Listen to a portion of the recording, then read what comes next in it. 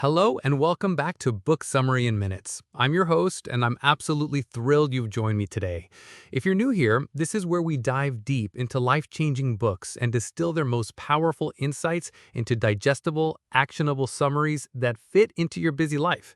Today, we're exploring a book that has literally transformed millions of relationships and freed countless people from the exhausting cycle of trying to control everyone around them. We're talking about Mel Robbins' phenomenal #1 New York Times bestseller, The Let Them Theory. Over the next 10 minutes, I'll walk you through the core concepts, the science behind why this works, and most importantly, how you can start applying this theory immediately to reduce stress, improve your relationships, and reclaim your personal power. Whether you're dealing with difficult family members, struggling with workplace dynamics, or simply tired of feeling drained by other people's choices and opinions, this summary will give you practical tools to transform how you navigate every relationship in your life. So, grab your coffee, find a comfortable spot, and let's dive into a theory so simple yet so profound that it might just change everything for you. Here we go. Picture this. You're lying awake at 2 a.m., your mind racing with thoughts about what your boss said, what your friend did, or why your teenager won't listen to you. Your chest feels tight, your stomach churns, and you're exhausted from trying to control everyone and everything around you. What if I told you that two simple words could transform your entire life? That's exactly what Mel Robbins discovered, and it became the foundation for her #1 New York Times bestseller, The Let Them Theory. What is the Let Them Theory? The Let Them Theory is deceptively simple yet profoundly life-changing. It consists of just two parts. Let them. Give others the freedom to be who they are, think what they think, and do what they do. Stop trying to control the uncontrollable. Let me. Focus on your own response and actions. Take responsibility for what you actually can control. Think of it like a seesaw. When you're constantly trying to control others, you're giving away your power, sitting on the low end while they hold all the control. But when you practice let them followed by let me, you balance the seesaw. You're no longer at anyone's mercy, and you're not playing God either. You're simply empowered. The science behind why this works. Here's what's fascinating.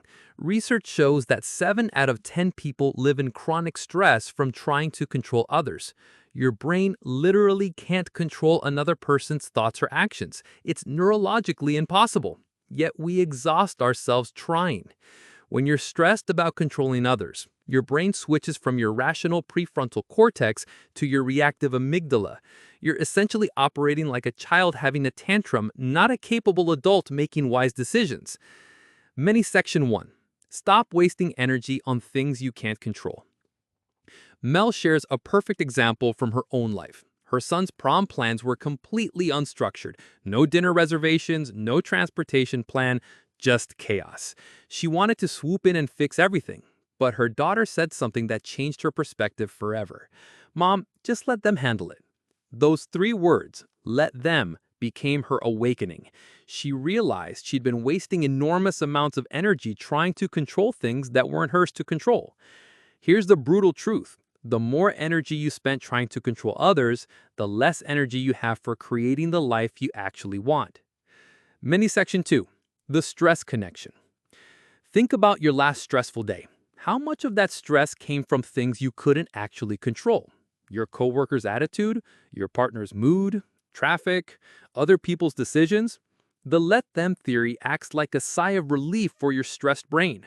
When you catch yourself getting wound up about someone else's behavior, you simply say, let them, and immediately follow with, let me take control of what I can control. It's like having a reset button for your nervous system. Section 3. Dealing with difficult people.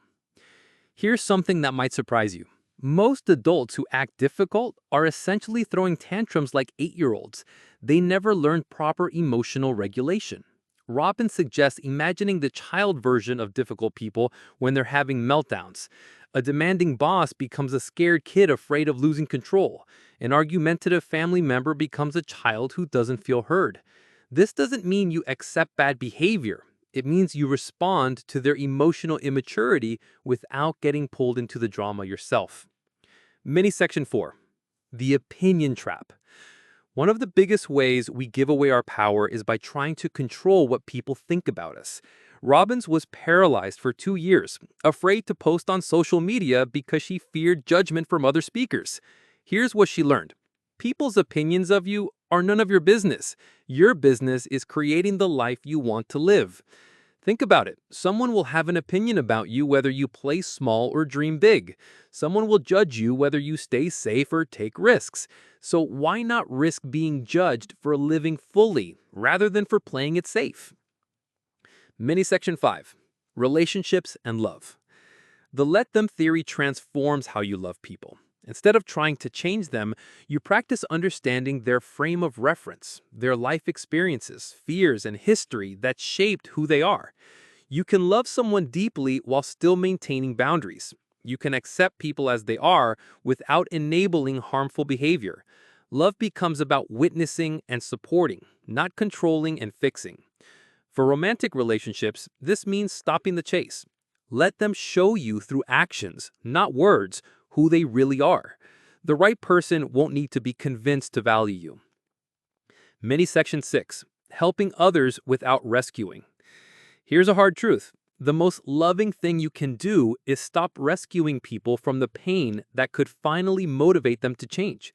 Every time you bail someone out, pay their bills, or clean up their messes, you're preventing them from experiencing the natural consequences that could spark real change. You can't want someone's healing more than they want it themselves. True support means setting clear boundaries, offering resources when asked, and staying emotionally available while allowing people to face their own struggles. The let me era. The beautiful thing about the let them theory is that it's really about entering your let me era. This means, let me get started on that dream project. Let me set boundaries that protect my peace.